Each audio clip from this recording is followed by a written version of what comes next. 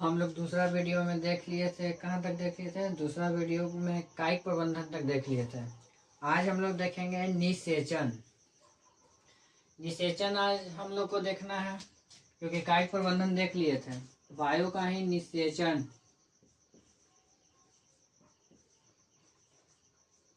निषेचन चलिएगा, निषेचन में लिखिएगा निषेचन किसे कहते हैं, थोड़ा समझिएगा। नर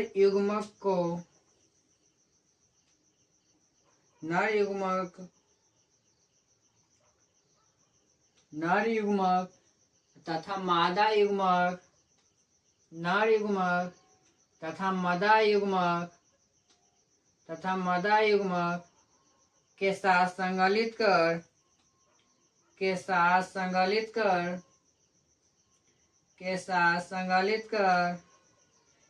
या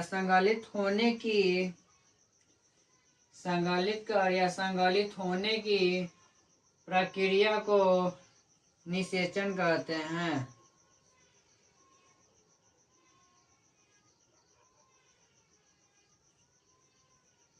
निषेचन कहते हैं। और लिखेगा इसी में, निषेचन के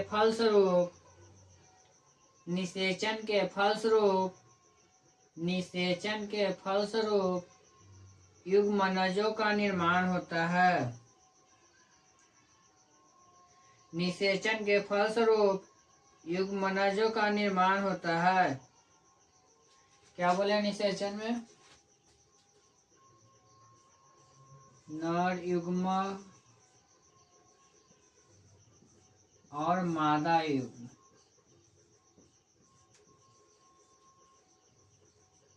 दोनों संगठित करेगा तो क्या बनेगा?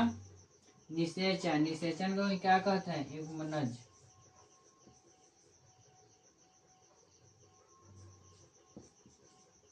इसी को कहते हैं निषेचन।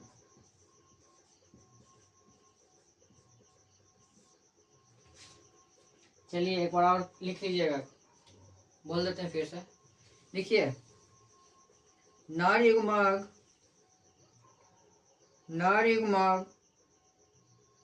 और मादा युग्मक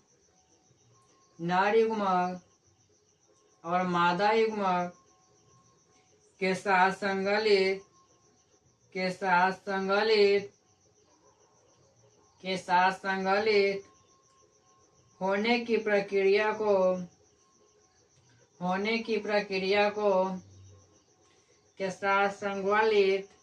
होने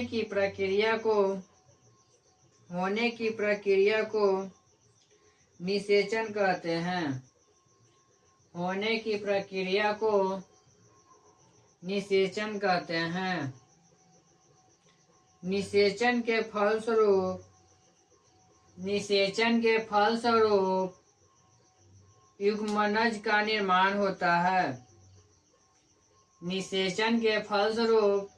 युग्मनज का निर्माण होता है। निषेचन देख लिए, एक स्टार और डालिएगा। स्टार नहीं, नोट्स बना के लिखिए।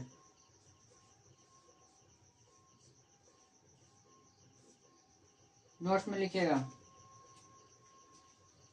नोट्स या क्वेश्चन है बना लीजिए, क्वेश्चन ही लिखिएगा। कोई वस्तु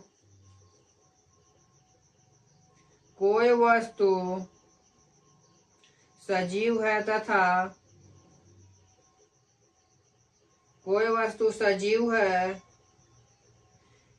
इसका निर्धारण करने के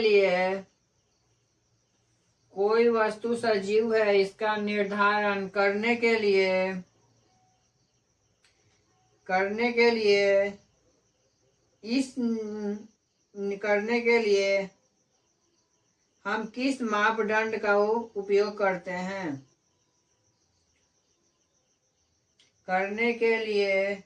हम किस माप युग्म का उपयोग करते हैं?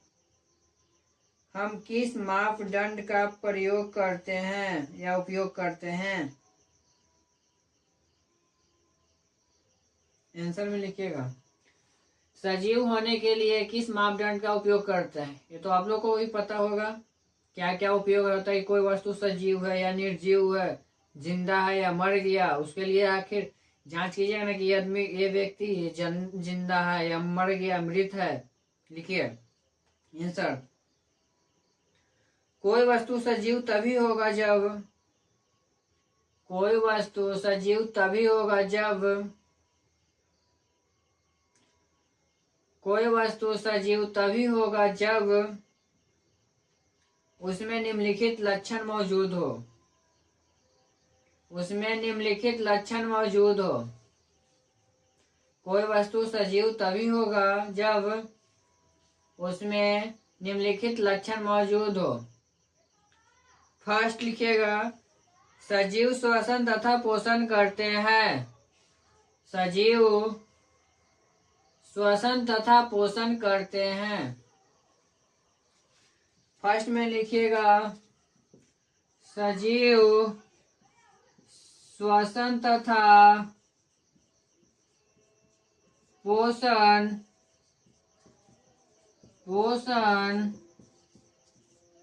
करते हैं, पोषण करते हैं। लिखिएगा, सजीव श्वसन तथा पोषण करते हैं।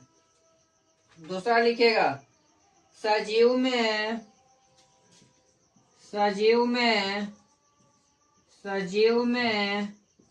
जनन, सजीव में जनन क्षमता, देखिए सजीव में जनन क्षमता, सजीव में जनन क्षमता होती है। सजीव में जनन क्षमता होती है। फिर लिखेगा तीसरा पॉइंट, सजीव में आखिर जब जिंदा रहेगा तो उसमें क्या होगा, सजीव में वृद्धि, सजीव में वृद्धि होती है। सजीव श्वसन तथा पोषण करते हैं, सजीव में जनन क्षमता होती है, सजीव में वृद्धि होती है। फिर अगला लिखिएगा, चौथा पॉइंट में सजीव उत्सर्जन का क्रिया करता है। सजीव उत्सर्जन की क्रिया करता है। सजीव उत्सर्जन की क्रिया करता है। लिख लीजिएगा, लिखिए, कोई भी व्यक्ति सजीव रहेगा तो उसको क्या क्या से हम लोग पकड़ सकते हैं, वही है सजीव श्वसन तथा पोषण करता है, सजीव में जनन क्षमता होता है, सजीव में वृद्धि होता है, सजीव उत्सर्जन की क्रिया होता है, सजीव उत्सर्जन की क्रिया करता है या होता है। लिखिएगा, हो गया, मिटा दे, हो गया होगा तो फिर अमीबा लिखाएंगे। चलिए आगे बढ़ते हैं। आप लोग जो आगे पढ़ाए हैं वीडियो फर्स्ट वीडियो सेकंड याद हो रहा होगा ना, क्योंकि अब तो एग्जाम करते करते नजदीक आ रहा है। याद करते जाइए और नोट्स बना के लिखते जाइए, ताकि कि आगे चलकर आपका ही फायदा होगा और काम देगा नोट्स। ऑब्जेक्टिव कराएंगे, ऑब्जेक्टिव हम कराएंगे दिसंबर से, कराने लास्ट दिसंबर से आपको कराने लगेंगे ऑब्जेक्टिव। बहुत लोग बोल रहे थे ऑब्जेक्टिव कराने के लिए।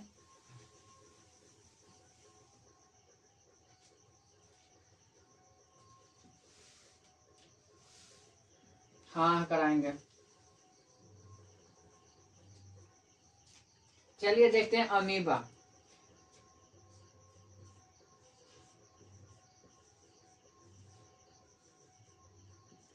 अमीबा लिखिए अमीबा।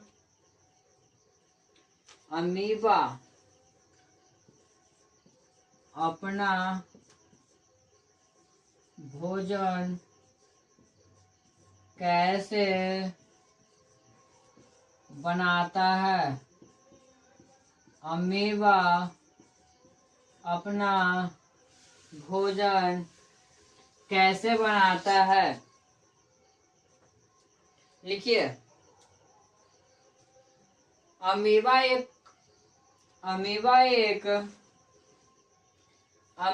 एक कोशिकीय जीव है। अमीबा एक कोशिकीय जीव है जो अपने आसपास अमीबा एक कोशिकीय जीव है। अमीबा एक कोशिकीय जीव है जो अपने आसपास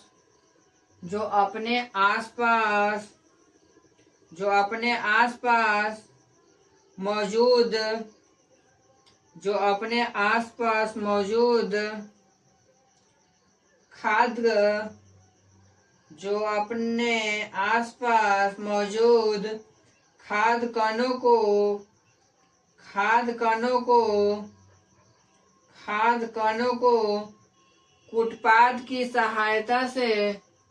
खाद्य कणों को कुटपाद की सहायता से ग्रहण करता है।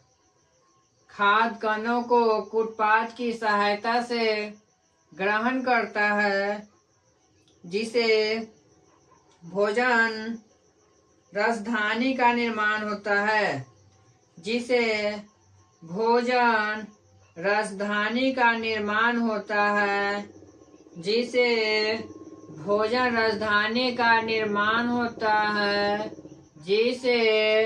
भोजन राजधानी का निर्माण होता है। फिर से बोल दे, ठीक बोलते हैं। अमीबा एक कोशिकीय जीव है। अमीबा एक कोशिकीय जीव है जो अपने आसपास के मौजूद खाद्य कणों को कुटपाद की सहायता से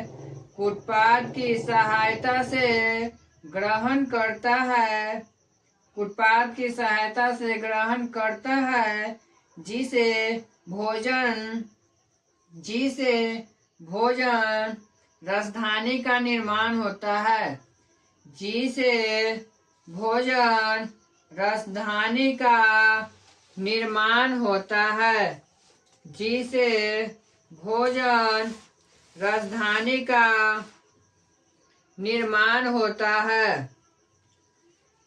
और इसी में लिखिएगा।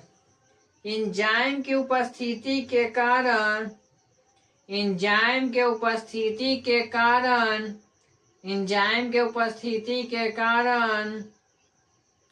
खाद्य कण छोटे छोटे टुकड़ों को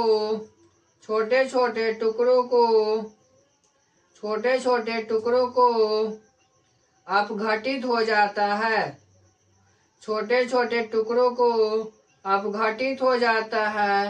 इस प्रक्रिया अमीबा अपना भोजन स्वयं बनाता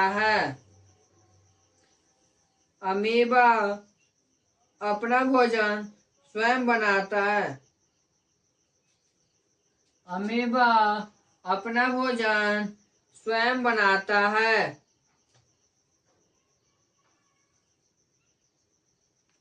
हो गया। अब लिखिएगा।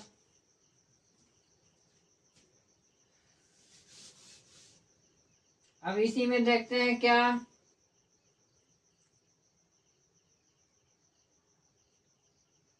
लिखिए अभी रुके हुए हैं। लिखिए जल्दी फटाफट। हाँ लिखिए। आप लोगों को पढ़ाते हैं तो अच्छा लगता है।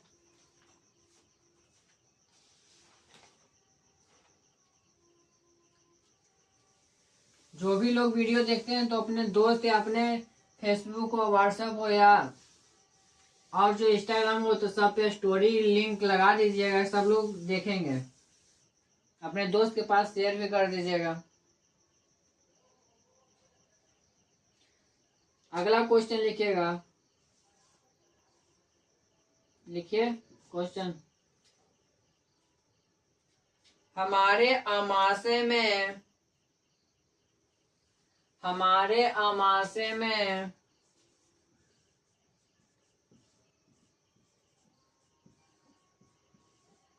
हमारे अमाशय में अम्ल का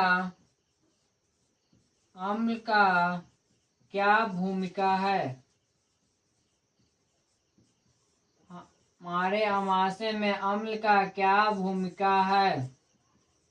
ये सब हम क्वेश्चन कर रहे हैं। 2 नंबर में या 5 नंबर में पूछेगा। 2 नंबर में पूछ सकता है और 5 नंबर में पूछ सकता है, इसका कोई गारंटी नहीं है। लिखिएगा, अमाशय में मौजूद जठर ग्रंथियों अमाशय में मौजूद जठर ग्रंथियों अमाशय में मौजूद जठर ग्रंथियों अमाशय में मौजूद जठर ग्रंथियों तथा निकलने वाले जठर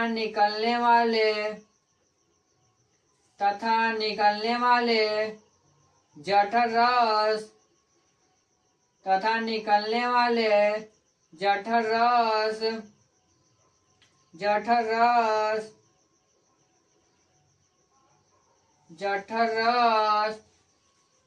तथा निकलने वाले जठर रस में हाइड्रोक्लोरिक अम्ल जठर रस में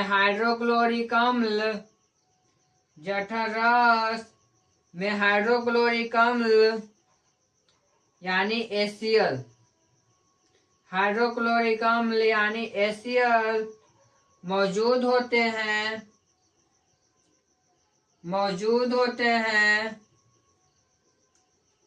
जो अपना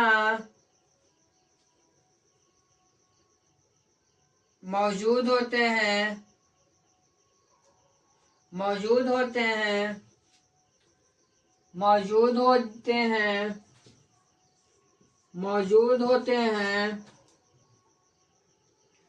जो भोजन को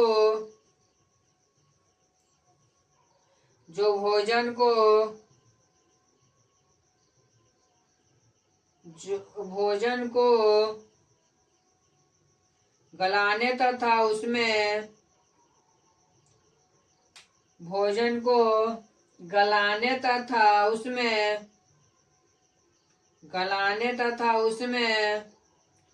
मौजूद रोगाणुओं को नष्ट करने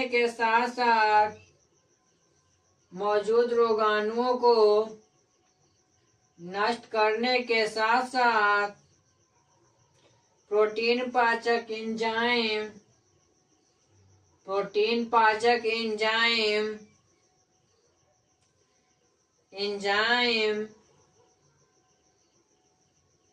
पेप्सिन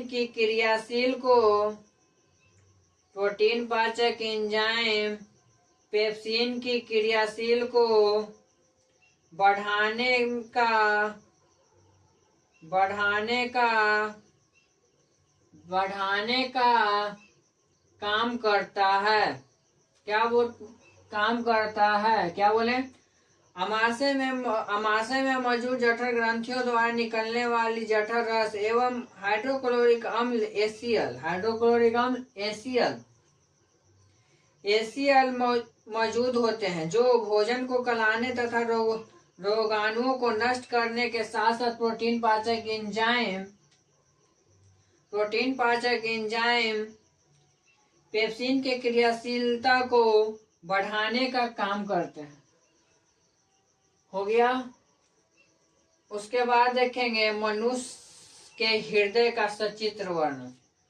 हम यहाँ चित्र तो बनाएंगे नहीं, चित्र का कि चित्र आप बना लीजिएगा, पर डिफिनेशन लिखा देते हैं।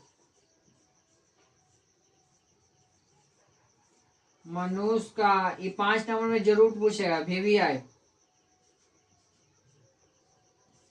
ये 5 नंबर में आपको जरूर पूछेगा। मनुष्य का हृदय के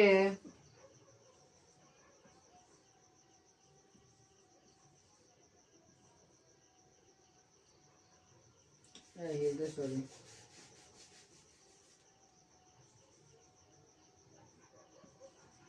मनुष्य का हृदय के सचित्र वर्णन करे। ये 5 नंबर का क्वेश्चन पूछता है। देखिए क्वेश्चन,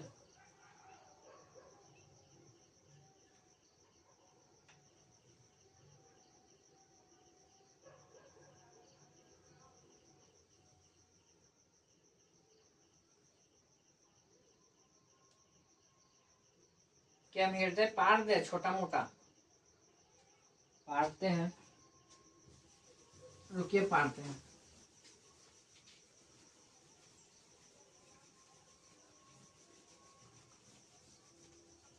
तब डिफिनेशन लिखाने में भी मजा आएगा।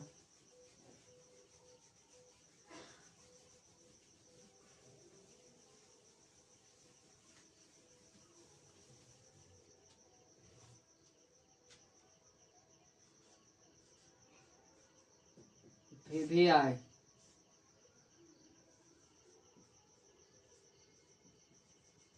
मनुष्य के हृदय का सचित्र वर्णन करें। चलिए पारे हृदय,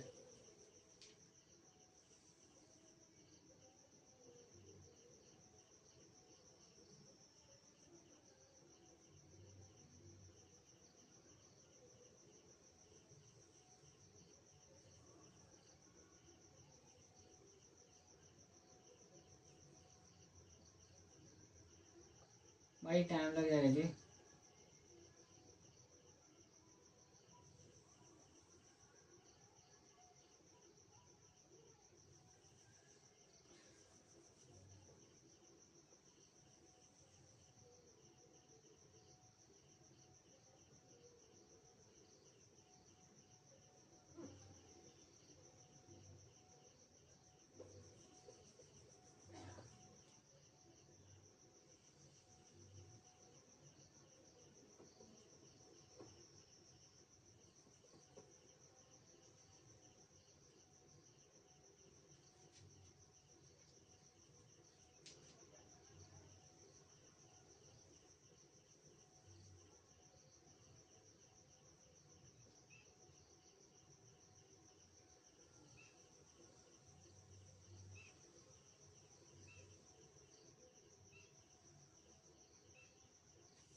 हो गया। यहाँ से ऐसे रहता है,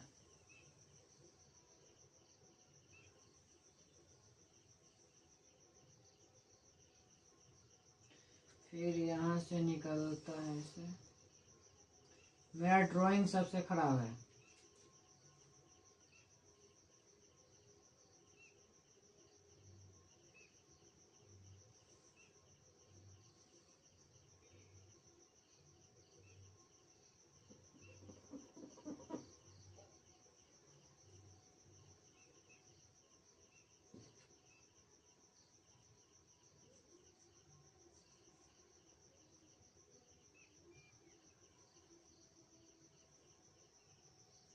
आप लोग पा रहे हो ना हृदय ऐसे हैं। बोलिएगा तो हम लास्ट में, वीडियो के लास्ट में हृदय का अच्छे लगा देंगे, क्या इसी यहीं पर लगा देंगे पिक्चर। चलिए नाम दर्शाते हैं।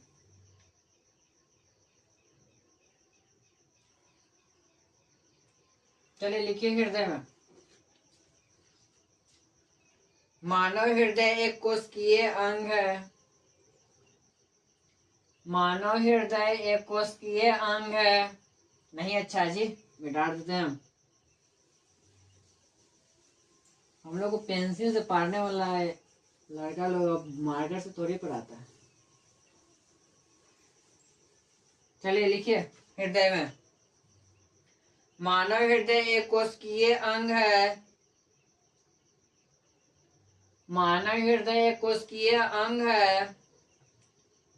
यह रक्त को पूरे शरीर में यह रक्त को पूरे शरीर में यह रक्त को पूरे शरीर में परिवहन करने का काम करता है। मानव शरीर एक कोशिकीय अंग है।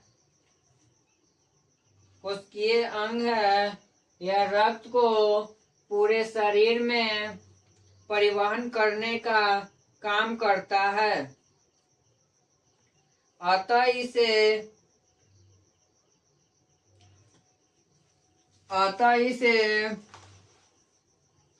केंद्रीय परिसंचरण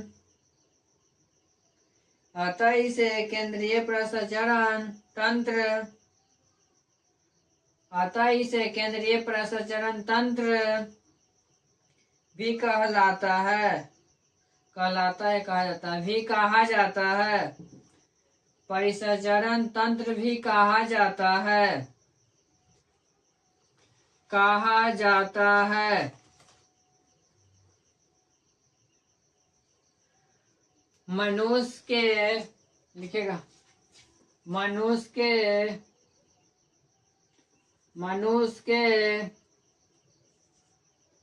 हृदय का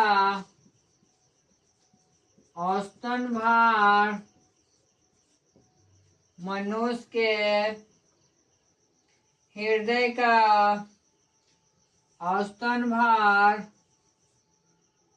250 ग्राम से 350 ग्राम 250 ग्राम से 350 ग्राम तक होता है।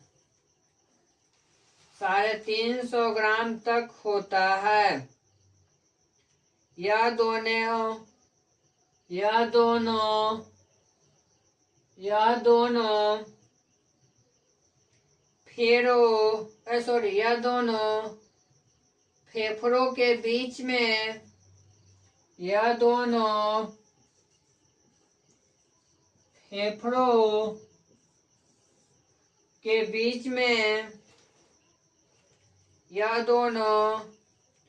फेफड़ों के बीच में स्थित होता है। यह दोनों फेफड़ों के बीच में स्थित होता है। मनुष्य के हृदय में, इसी में लिखेगा, मनुष्य के हृदय में मनुष्य के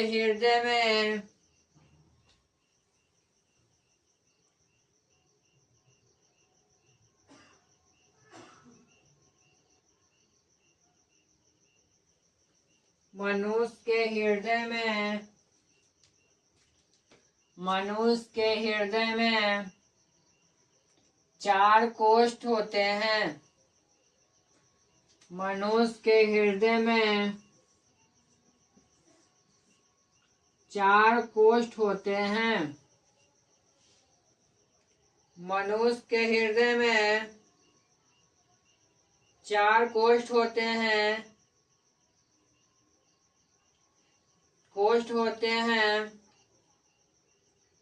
जिसे बायां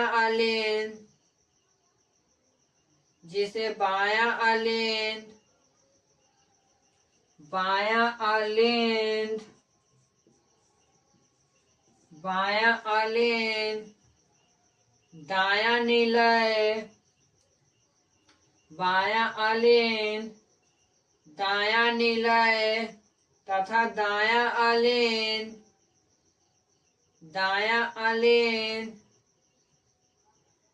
दायां अलिंद, दायां निलय, दायां निलय कहा जाता है, कहा जाता है।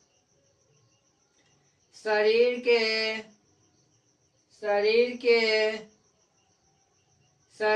के अशुद्ध रक्त, शरीर के अशुद्ध रक्त, शिराएं द्वारा, शरीर के अशुद्ध रक्त शिराएं द्वारा अलिंद में भेजा जाता है, अलिंद में भेजा जाता है। जो ऑक्सीजन के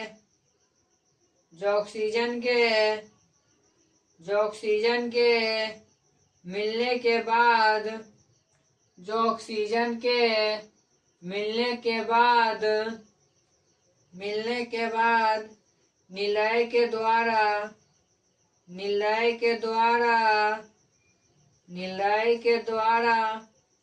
धमनी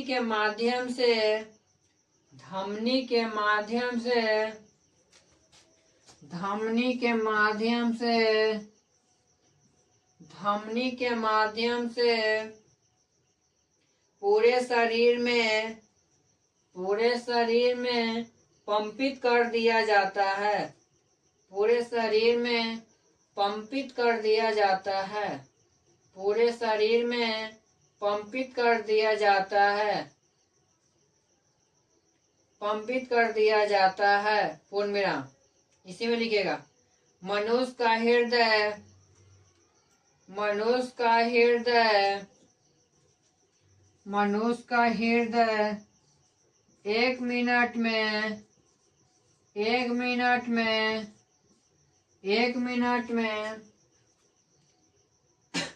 1 मिनट में 70 से 72 बार धड़कता है।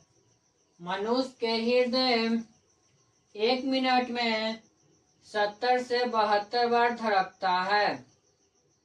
पूर्ण विराम। इसमें आया धमनी आया और शिरा आया, ठीक है। ये मनुष्य का हृदय का सचित्र वर्णन करे, 5 नंबर में आप लोग को पूछेगा। ये आप लोग चित्र बना के फोन में गूगल से डाउनलोड करके सचित्र चित्र बना लीजिएगा। चित्र बना के डिफिनेशन आप लोग के सामने तो मैं लिखा ही दिया। इसमें आया दायां निलय, दायां अलिंद, बायां निलय, बायां अलिंद आया, वो तो ठीक है। दायां अलिंद बायां निलय आया। अब इसमें आया क्या? धमनी आया, एक शिरा आया। आखिर धमनी शिरा है क्या? धमनी शिरा है क्या? तो हम धमनी शिरा का परिभाषा लिखा दे कि अंतर ही लिखा देते हैं डायरेक्ट। दोनों का अंतर क्या है जो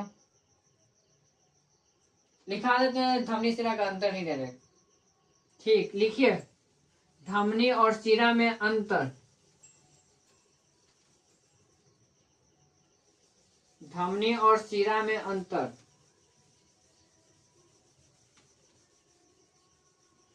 धमनी और शिरा में अंतर।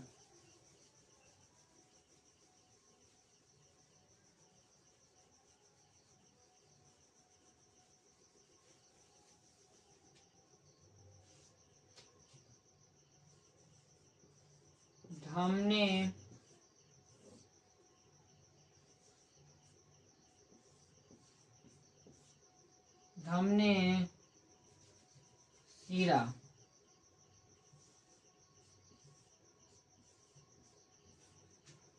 धमनी शिरा लिखिए। धमनी में लिखिएगा हृदय से शरीर के, हृदय धमनी में लिखिएगा हृदय से शरीर के, हृदय से शरीर के, हृदय से शरीर तक शरीर के विभिन्न भागों तक, विभिन्न भागों तक विभिन्न भागों तक विभिन्न भागों तक शुद्ध रक्त को विभिन्न भागों तक शुद्ध रक्त को ले जाने वाले वाहिनिकाओं को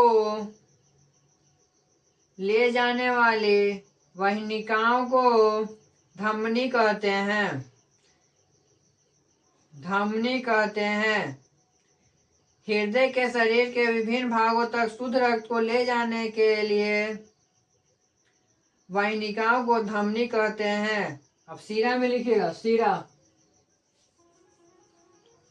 लिखिए। शरीर इसमें शुद्ध रक्त ले जाता है, इसमें शुद्ध रक्त ले जाता है। लिखिए, शरीर के विभिन्न भागों से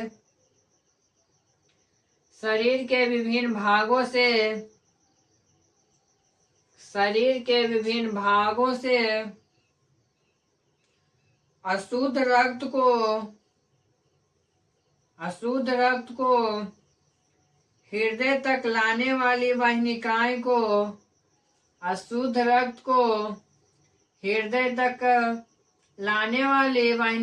को सीरा कहते हैं। अब धमनी में लिखिएगा दूसरा पॉइंट। धमनी अपेक्षाकृत मोटी होती है।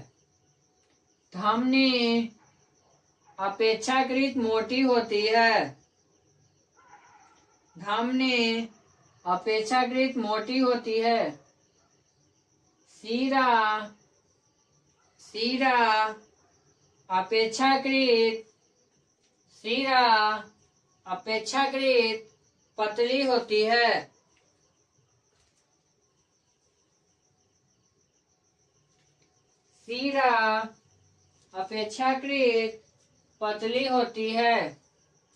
हो गया। अब धमनी में लिखिएगा। धमनी मांसपेशियों के भीतर मौजूद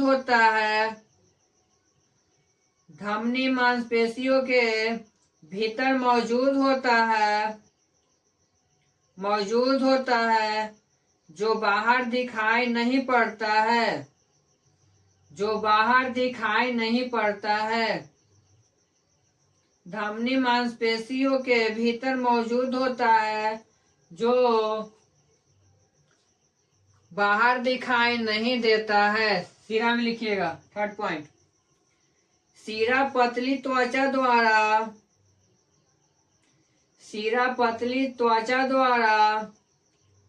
ढका होती है। सीरा पतली त्वचा द्वारा ढका होता है, जो बाहर से भी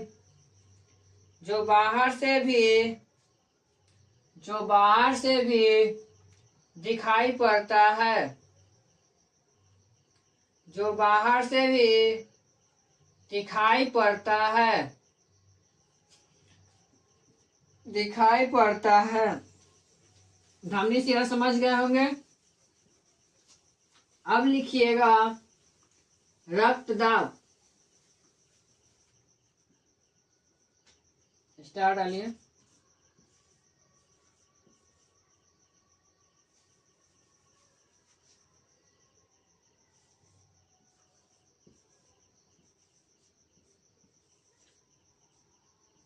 रक्तदाब लिख के डैश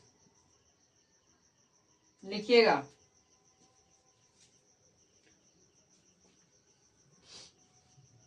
आज यही लिखाकर छोड़ेंगे। रक्तदाब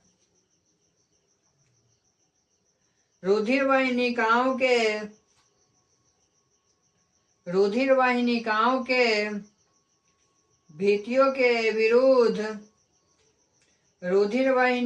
के भित्तियों के विरुद्ध लगने वाले दाब को रुधिर वाहिनिकाओं के भित्तियों के विरुद्ध लगने वाले दाब को रक्त दाब कहते हैं। रक्त दाब कहते हैं। रक्त दाब कहते हैं। इसी में लिखेगा। एक स्वस्थ मनुष्य के क्या लिखे लिखे लिखे एक स्वस्थ मनुष्य के एक स्वस्थ मनुष्य के एक स्वस्थ मनुष्य के रक्तदाब 120/80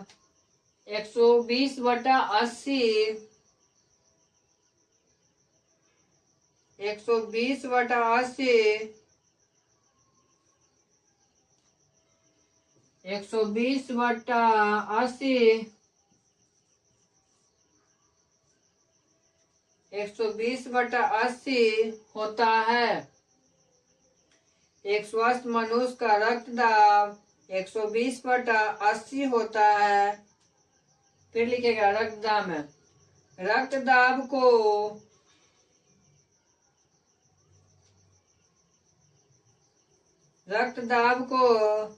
स्फाइग्मोनोमीटर द्वारा मापा जाता है। रक्तदाब को स्फाइग्मोनोमीटर द्वारा मापा जाता है।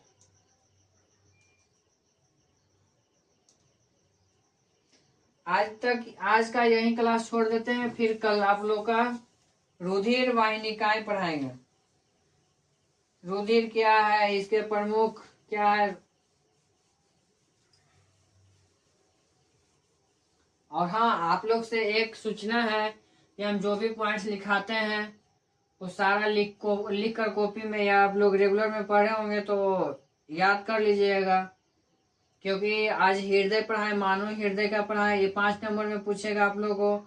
और रक्तदाब लिखा है, धमनी और सीरा लिखा है, ये सब 2 नंबर में आप लोगों को जरूर पूछेगा।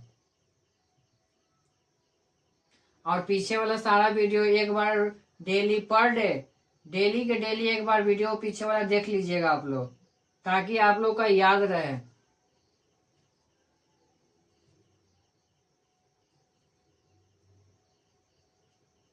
चलिए ठीक है, आज का सेवा इतना ही।